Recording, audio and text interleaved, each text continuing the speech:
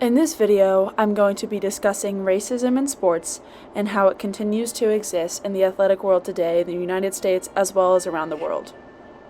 The first topic I will be discussing is the topic of colorblindness in sports. Colorblindness is choosing not to see somebody's skin color.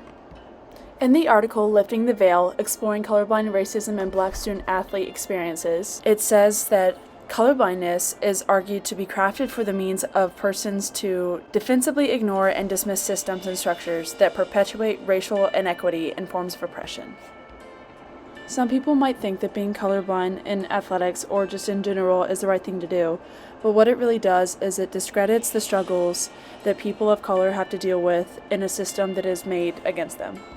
Choosing to be colorblind and ignoring race when there are active acts of racism going on in athletics as well as the world is being part of the problem, as not speaking up to help is being part of the problem. One of the recent acts of racism in athletics happened at a Duke and BYU volleyball game. Duke volleyball went to BYU to play at BYU's home for a conference game, and during the game, BYU students started racially attacking one of the Duke volleyball players. They began to harass her during the game and on the sidelines, as well as calling her racial slurs and making noises at her. The Duke players pointed out what specific fan it was, and BYU ended up banning them from coming to games. Later, BYU released an apology statement towards the fan, saying that there was no proof found that they were saying these racial slurs, but the coaches stand by the Duke players and say that they believe them wholeheartedly. Acts like this are not uncommon in sports, as people use it as a form of chirping to get in somebody's head, but it is not an excuse and it is not okay, and it needs to be diminished immediately from athletics as well as in general, calling people names that are extremely disrespectful.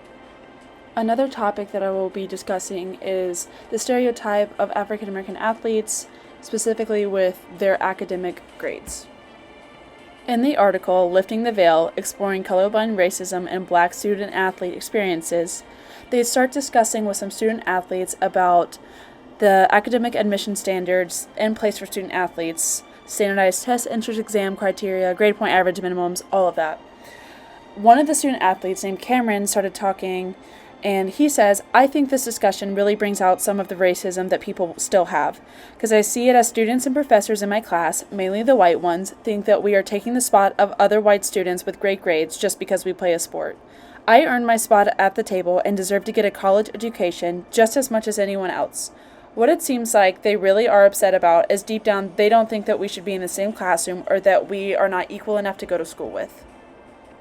As a student athlete, I hope to bring awareness and educate people that might not know these topics and bring an end to racism in sports.